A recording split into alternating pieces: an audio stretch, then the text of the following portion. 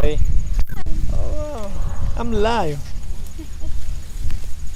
Come to opposite, Yep. or you want to be on this side? Yep, this is fine. Good morning. We are live this morning out in the cornfield, and we'd like to thank our camera person, Cody Miller. He's also here from the Phillips Brooks District. So my name is Sandra Wick. I am the crop production agent for the Post Rock Extension District of K-State Research and Extension. This morning we have one of our speakers, and I have him here, and so I thought I would grab him and we're just going to give some information. We're here at our cornfield day, and this was our corn planting study. That one of the locations is here in Post Rock, here in Smith County. There's two other locations, is that correct, Ignacio? Yes, we have a location, in fact, close to Great Bend, Tribune, and then another location that is 1 hour west of Great Bend, so 4 total. Okay, and this is Dr. Ignacio Ciampitti. He is our cropping specialist for K-State Research and Extension out of Manhattan or on campus, but you're very seldom there in your office, right, Ignacio? You travel the state of Kansas constantly, so we really do appreciate him coming out here and participating in our cornfield day today. So do you want me to tell a little bit about our corn study before I start, or you want to tell a little bit about it? I can tell a little bit about it, yeah. Okay. So here is a study basically that, looking at different planting dates and looking at different maturity, so which is basically one of the things that when we are looking about changing, optimizing planting time in corn, one of the main factors that we need to start looking into is basically maturity. And one of our main questions, farmers, that around the area is how we can make sure to get stable yields. Right. Every year is a lot of variability, and our main question is, do we need to plant early, or do we need to delay planting to make sure that we can get sustainable and constant yields? The problem is, by changing the planting dates, also we need to start asking ourselves the question, do we need to change other management? And then is when plant density and maturity is one of the main factors that we are investigating here to try to see if we can come up with answers to what happens if we are moving to late planting times. Okay. There are 3 short season, 3 medium season, and 3 long season varieties. And so what we hope to do with this data is to harvest each of those and just see if there's any yield differences and try to figure out, if we can, where might be the optimal planting date and the maturities to use out here in north central Kansas and the whole state of Kansas, because we have, like you said, one here, we have one down by Great Bend and one out by Colby or Tribune. Mm-hmm. Okay, so you also talked about here trying to estimate yields. So if Cody will go get one of those ear of corns that's laying on the table, and then you'll have a visual to look at, but that's probably not a real easy thing to do, because then you need to kind of look at also when is the right time to harvest that crop. It needs to be at a certain maturity, and you talked about the black layer versus not a black layer. So Cody went to go get the ear of corn for us to look at, but and you might also talk about how that ear of corn matures, from how it matures. Yeah. Yeah, and the yield estimation in corn is one of the activities that we always tend to ask farmers to do. I always say that it's an excuse for the farmer to go out to the field. Okay. And really, thanks, Cody. Really, the idea of doing the yield estimation is something that is relevant for a couple of reasons. One, to really go back to the field and start looking at your crop, see if you have, any specific issues that are coming late season, like if you have disease, or if you have a stock rot, or if you have any issues of lodging, because when you are working in that corn, you will start thinking about which one field might be a priority for me to harvest. Okay. If you see that corn is becoming issues on the lodging side, or it was planting too dense, you see already plants in the field that they are lodged, then that give you an opportunity to make some corrections and even to put a priority this field as a first one to be harvested.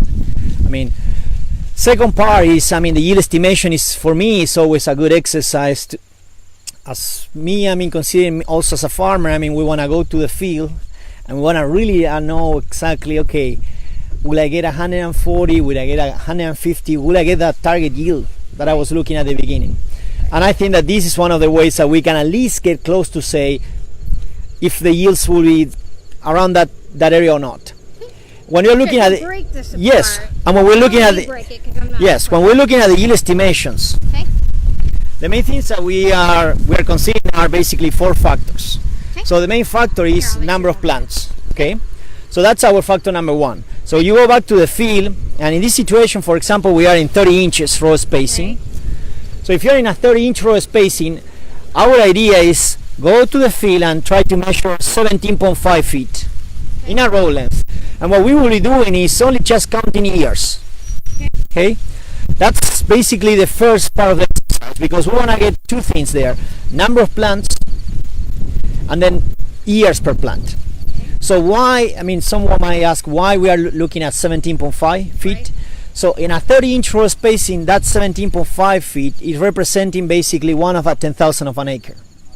So that means that if you are targeting for 22,000 plants, we will be counting in 17.5 row length 22 years. Okay, so for that moment the farmer already knows, okay, I attain my target population, so by counting the number of years. Okay. We also will be learning by doing this exercise if we were lucky enough to have an excellent growing condition and we probably have a second years. Right. That doesn't happen very often. Most of the genetics and breeding was moving corn into being 1 single year. Right. But in some situations, when the plants are looking for more resources, or if there is more space, you might find a second year that might be productive.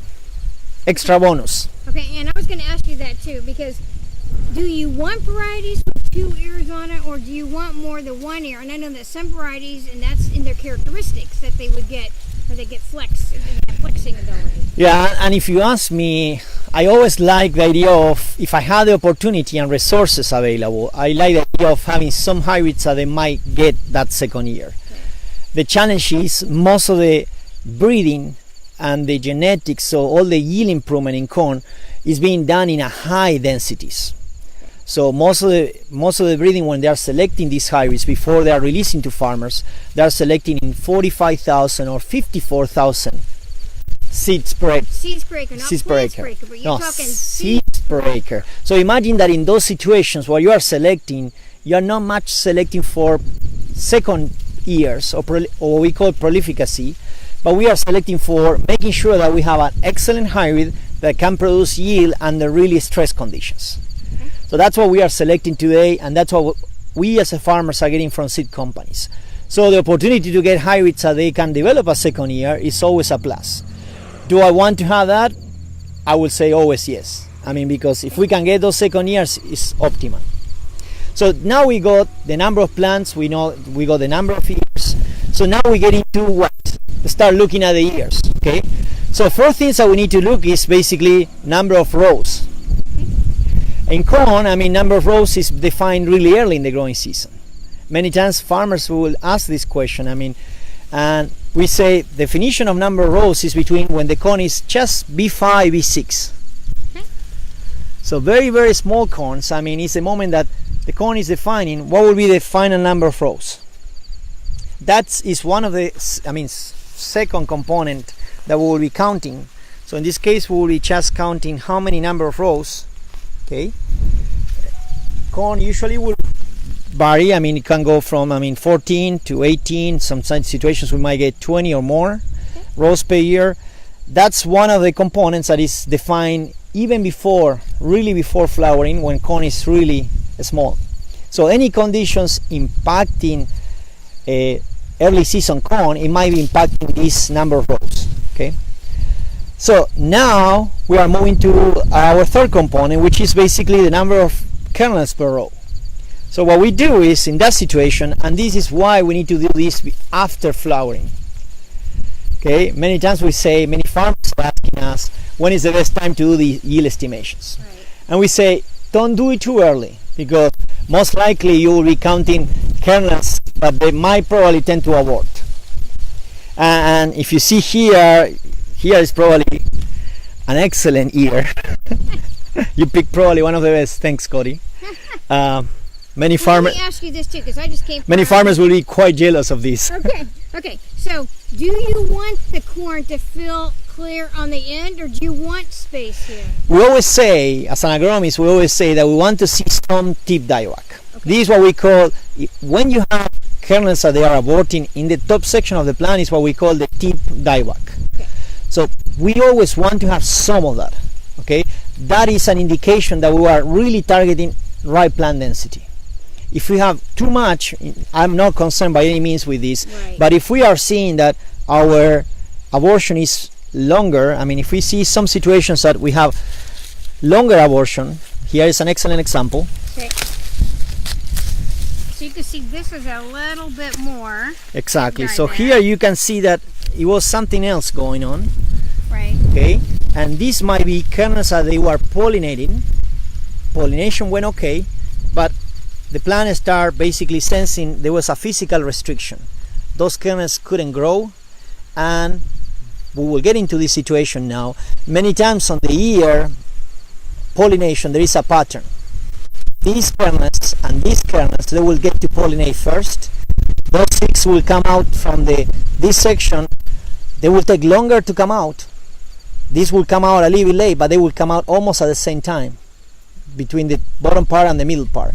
These ones, they will develop really late, so even when they have a short section to go through, they are coming late, so they will get pollinated late. So we know for sure that there is some messaging going around basically saying that when these kernels are fully developed or in development and the plant is running out of resources, what the plant does is start aborting kernels. So that's what it'll abort from the top down. Exactly. So that's what you start seeing in this situation. Okay. So you see that these, for example, this section on the top are basically flowers that they never really developed, and this section, when you see this color, are kernels that they were pollinated. I mean, basically, the flowers were pollinated. They fertilized. They went into form kernels, and they finish to abort. Okay, and when you say color, are you talking the cob color? Because this is more of a pink-red color. This is brown. Exactly. This is brown. I mean, basically, this is Right. telling maybe in some situations not even kernels were Right. never developed. In this situation, it's telling us that maybe kernels were developed. Because but- of the color of the cob. on Exactly. And you see that if you start peeling, I mean, you start moving those kernels that they were there. developed. They were there. Okay, they were there, but the plant decided to abort. Okay. That's why we cannot go too early to do these yield estimations, because if you go too early, you will be counting these, and I see. So you will be go miss. after flowering. Yeah, you will be overestimating a little bit. Okay, we usually tend to say let's do this yield estimation. I will say at least 3 weeks after flowering. Okay, not too early, so we don't go and count things that are not probably planning to finish as a kernels. So let's review then. You've got 3 steps that you need to do to do the yield estimation. The first was We go to the field and we start counting plants and counting the ears in each of the plants. 17 and a half feet. Yes. What happens if someone is working on 15 inches or working on a narrow rows, or if we are in 15 inches, we are counting 2 rows. The same process, 2 rows. 17 and a half feet, 2 rows of 15 inch. Exactly. 1 row. 1 row when we are on 17 and a half 30 feet. inches. Okay, that's the first step. Second Yeah. step, Second step, we were counting the number of rows. around. Okay, that is Okay. a factor that is defined really early in the season. Okay. Third step, Yep. we are now counting the number of kernels per row. Okay. Okay, and our last step, and I call the unknown, is the kernel weight. Okay, and why I'm saying that usually it's unknown is because by the time that you go to the field, and by the time that you are doing the yield estimation, we don't never know exactly what will be the final kernel weight. But what we tend to say is that kernel weight is a factor that is affecting yields, but primarily the main factor affecting corn yields is coming from number. So which means that there is a high correlation between your final number of kernels per area and the yields. So if you have ears that they have 700 or like 650 kernels, the probability to get high yields is really high. Corn has some ability to compensate for conditions that happen around flowering. So if the flowering was poor conditions, poor pollination, so basically we finish with half of the year, corn might compensate a little bit with kernel weight. So what you will find is that on the kernel depth, you will find when you're looking at the corn ear, you might find that the depth of the kernels, the size was really maximized. And that might be the way that corn has to compensate. That ability to compensate is not as high as we have on soybeans or we have in other crops, but still it's a good factor for corn. More or less, I would say that, I mean, on the kernel weight will impact, I mean, final corn, but I mean, depending on what is your final kernel weight, the variability on yields is always around 10-20 bushels. Okay. So the main impact when we are doing yield estimations is coming with getting a good estimate on this. And how do they come up with the kernel weight? Do they weigh them? No, many times it's just estimation? Many times we just do estimates. Okay. I mean, if you really want to come up with a more precise approach, you could weigh. The challenge is, as you need to understand, many times these kernels at this point, and we will get to the topic of the dry down now. Yeah. These kernels, basically what happened 2 weeks or 3 weeks after flowering, these kernels will start replacing water by starch, by protein, and by oil. So basically we say that 2 or 3 weeks after flowering, we know what will be the maximum kernel weight, and we say the maximum volume. The question is, will that plant will have enough resources to maximize it? Okay. And this is what we're experiencing today. Is these optimal conditions for maximizing? Okay. Because it's cloudy, it's cool. Today we are in a cloudy environment, we are in a low temperature, so if you ask me, I would say not optimal for grain filling. This plant today depends on these green leaves. Basically these green leaves are fixing carbon, and that carbon goes straight to the ear, straight to these kernels. The next 2 or 3 days is supposed to be in the 90s. Exactly. So that will help. So for example, 85, 90 during the day, going to less than 70 during the night, having that sort of variability, sunny conditions, okay, sun, rain. I mean, because at this time the water demand for corn is not as maximum. We need to understand that water demand in corn is at the peak around flowering. We are saying usually around 2 inches, per week during flowering time. And then when we are moving to after flowering, getting to the end of the growing season, the water demand really drops. And at this stage, in some of these hybrids, we might need 1 or half inch per day, per week. Okay, and the formula that people use, is it written down in one of your publications? Yes. And is it in the publication called Estimating Yield, or is it in the Corn Management 2018 publication? Where is this formula? So if they want to refer to it again. Yeah. So if you want to get the exact formula with all the questions on estimating yields, go to the agronomy.ksu.edu and find our e-updates. So search for an e-update that was coming first week of August.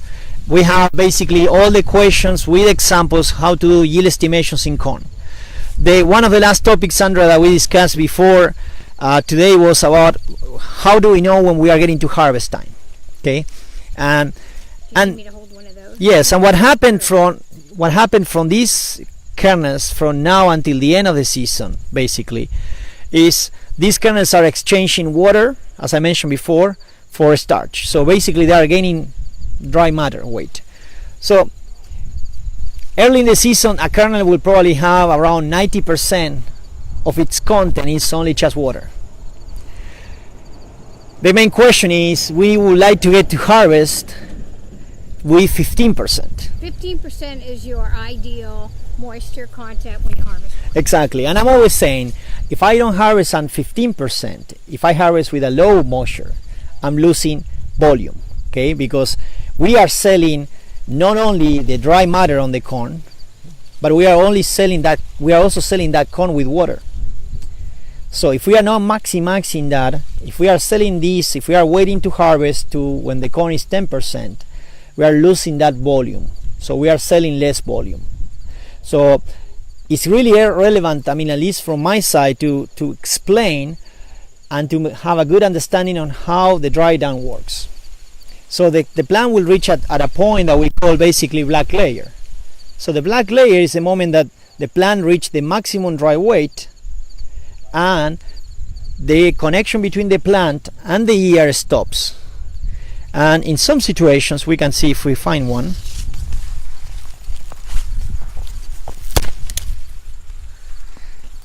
The way to look at the black layer is you just take one of the kernels, you start looking at the bottom part of the kernel. You need to peel a little bit, just to make sure that you see if the black layer is there. So in this case, you get to see that almost no black layer. Okay. So what you're doing is you're looking at the end of the kernel after you're peeling off the membrane that's on the end, how it's connected to the ear. Exactly. And then the idea is to see if we can find at the bottom of the kernel that kind of a black spot. Okay. It's a very tiny black spot. That gives you an indication that this kernel is not connected to the plant. It's not connected to the cob. So it's done. It's done. It reached the maximum dry weight, and that's what we call black layer, okay, or maturity. Okay, and it will go from this being mature first, then the middle, the top will be last. Exactly. So when you sample these for black layer, you need to take some out of the bottom, the middle, and the top, not just one place. Exactly. And similar we do with other crops like sorghum, the same, for example, in different pattern, but in this case, the pollination, and the process of flowering was done in some way that these kernels are more advanced than this. So we need to, when we are sampling for black layer, if we sample on the top, as I'm doing right now, right, I'm just seeing not black layer. That means that doesn't mean that I might not see black layer on the bottom part. But when you're looking about harvesting time, we would like to see that average the entire year is on black layer. If I'm harvesting today this year, so if I'm doing the exercise of taking one kernel here and deciding to harvest this crop by saying it's already in black layer, I will be most likely losing yield, because the kernels on the upper section, they still have enough time, maybe another couple weeks, just to finish and reach that maximum weight. Yeah, and that was the next question I was going to ask you. If this is black layer, how many days are you talking? Because you had talked, if it's not black layer, it may take as many as 20 days between this being black layer and the top being black layer. Yeah, depending on the weather, depending on the conditions. Depending on the weather, but usually the black layer, if conditions are okay, it should come very, very fast. Very fast, like within 2 to 3 days? Yes, or within a week between the 7 days. Bottom part, yes, exactly, and the upper section. So maybe 3 to 7 days, maybe more. Exactly. But one of the things that we need to emphasize, black layer doesn't mean that you should go out and start harvesting. Because the moment that we are reaching black layer in corn, usually we tend to say, as an agronomist, we tend to simplify things, or we tend to say it depends. And we usually say that corn reaches black layer with 35% of water content. But we discussed a couple minutes ago that I want to harvest with 15%, not 35. So we have a 20% difference in water content, okay?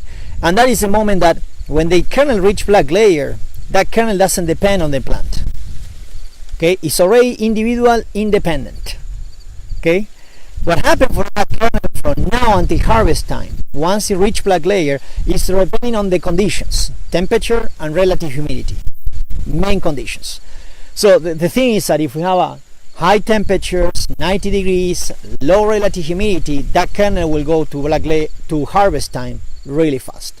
We usually tend to use a rule that is a 1% water content per day. So we are dropping 1% of water content per day. That means that if you will finish your black layer with 35%, to reach 20 points, that means that in 20 days I can come back and harvest. Okay? Give or take, exactly, give or take, because we need to clarify that this 1% rule, it doesn't apply to all the conditions. There is some sort of variability. We have situations that the rate could be quite slow, and it could be 0.5%. When is that? When you have continuously rain, when you have high relative humidity, when you have very low temperatures. So when that kernel never is going really slow, then rather than taking 20 days, you might take 30 to 35 days to finish right down. That is one of the challenges for the late planting corn. that usually that late planting corn, it will reach black layer later in the season, and it will take longer in number of days to reach harvest time. So that's one of the main things that we need to start monitor when you're looking at from now until close to harvest time. It's relevant again, and I will explain again, it's critical and relevant to make sure that we harvest as close as possible to 15%. If you harvest with low moisture, we are basically losing volume and we are selling less kernels. Okay? If we harvest with a very high moisture, we will get penalized depending on the level of moisture, because we need to basically take it to dry down. So clearly, I mean, this information that we are producing, and we really need much more than this. We are trying to get much more data and produce more data on helping farmers to time, harvest time in corn. Okay, great. Well, we really appreciated you taking the time out, Ignacio, and visiting with the producers. And we have been here at our Cornfield Day in the Post Rock Extension District. If you have any more questions, feel free to go on our Facebook page, like us on our webpage. Also, go to K-State's Agronomy webpage, because there's so many publications on there available to help you guys out in the field. So, again, thanks for joining us, and we'll see you in the field sometime. Thanks.